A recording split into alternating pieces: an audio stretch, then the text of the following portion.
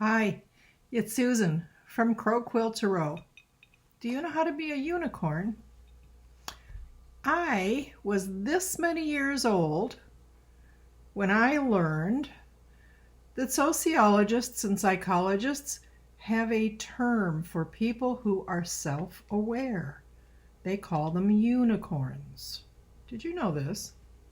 Have you been holding out on me? They call them unicorns because they're so rare. Because research studies have shown that when asked, approximately 95% of the world's population will tell you that they are self-aware. And when they participate in the research studies, it's determined that approximately 15 to 20% of them actually do have high levels of self-awareness. This shocked and disturbed me. But we have a tool, don't we, to use to improve our self-awareness, and that's the tarot. So I'm going to do a number of things.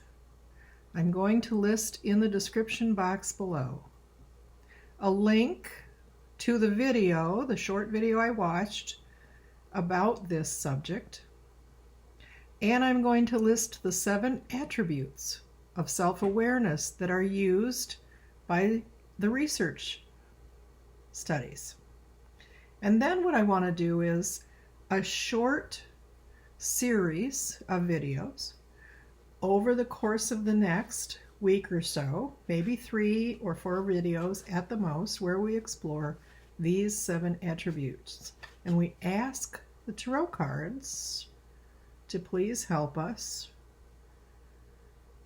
see where we are unaware and what resources we have to become more aware of each one of these aspects of our lives and ourselves. The 7 aspects, I'm going to read them to you: values, passions, aspirations, strengths, weaknesses, patterns, and environmental fit. So get your journals and your pens ready. I'm going to draw us 1 card today, just about, some insight where to start with this. And let's get to know each other. Please leave your comments and your questions in the comment section below the video. And let's explore how to become unicorns.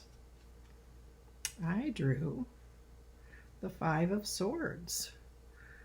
And that tells me the first step is I'm going to have to stop struggling with my thoughts, my conditioned thoughts, my intellect. I'm going to have to get out of my head. I'm going to have to get off the fence, because the 5 is always standing at a fork in the road. You're going to have to choose a direction, one way or the other. Take a step, any step, come out of freeze mode.